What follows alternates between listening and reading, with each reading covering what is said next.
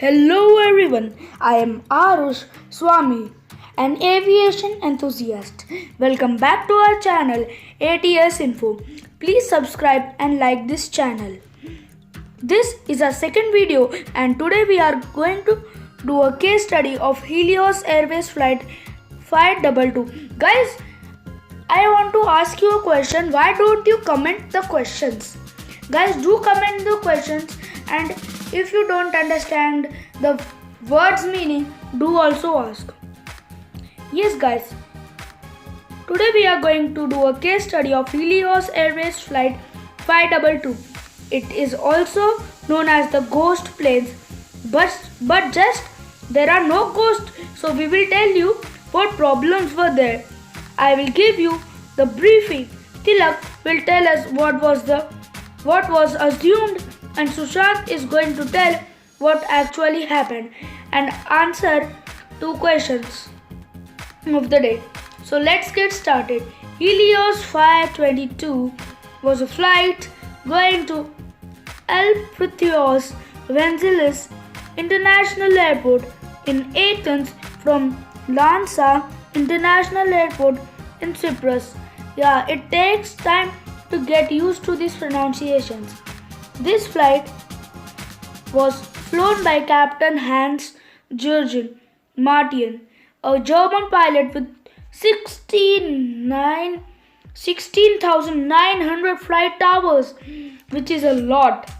He also had 5,500 hours on the 737 we will talk about today.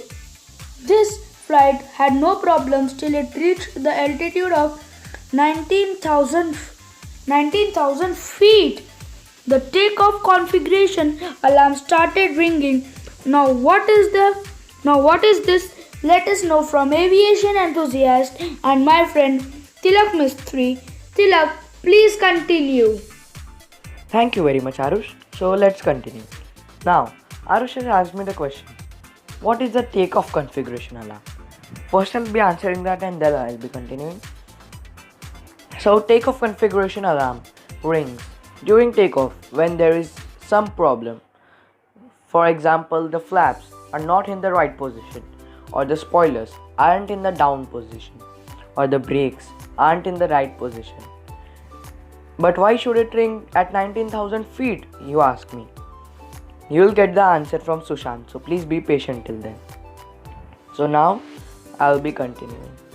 Then, the radio got disconnected, though the plane was flying a perfect route. Then fighter jets were sent to see what was going on in the plane, that there were no answers. Maybe it was hijacked.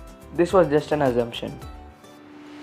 Then, one of the fighter jet pilots in an interview said that in the cabin there was no movement. All the passengers had put up their oxygen mask and were sitting. He thought that everyone had died, though there was one person who was taking oxygen from each passenger's mask and going ahead. And he just went to the cockpit and he started to bang the door. Then the cockpit door was opened, and so he went inside. Then the plane reached Athens and it kept circling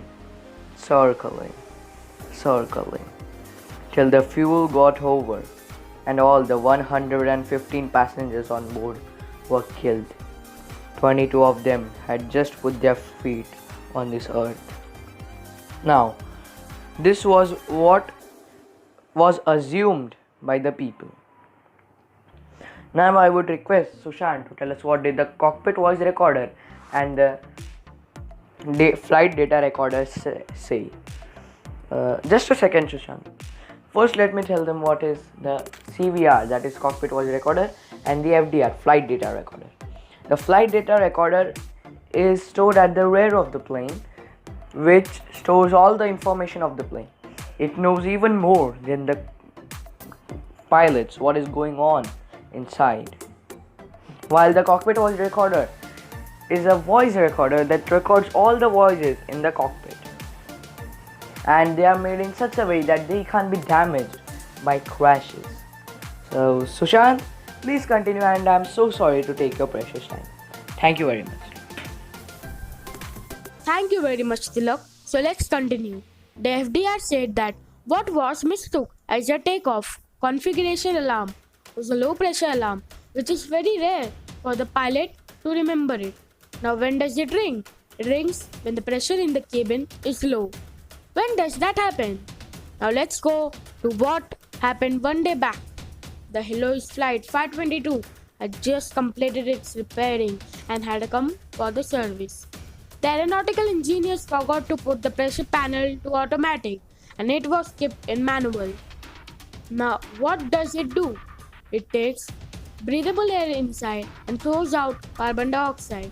If it is in manual, the pilot needs to do it, which is only possible in an altitude below 5,000 feet. And that is very low and very hard for the pilot to do that. But if in auto, it happens as I told. And hypoxia started going all over the cabin and even in the cockpit, and less blood to the brain. The pilot could not take a right decision. I want to clear that the pilot is not at a fault. The plane went a perfect route as it was in an autopilot and circled around as no runway number was told. And it is entered during the final approach only. And the man that went through the cabin in the cockpit was flight attendant Prodromo, and he called Mayday I 5 times in a try to save everyone's life, but the radio was still switched to Lanka. That is all for the day. Thank you very much for watching. Please comment your queries so that we can solve. We are here to solve your queries. Aviation is the future. Aviation will be everything. This channel is dedicated to make aviation safer. Please subscribe our channel and also subscribe Swami Star Gaming. And here you see how the plane gets crashes.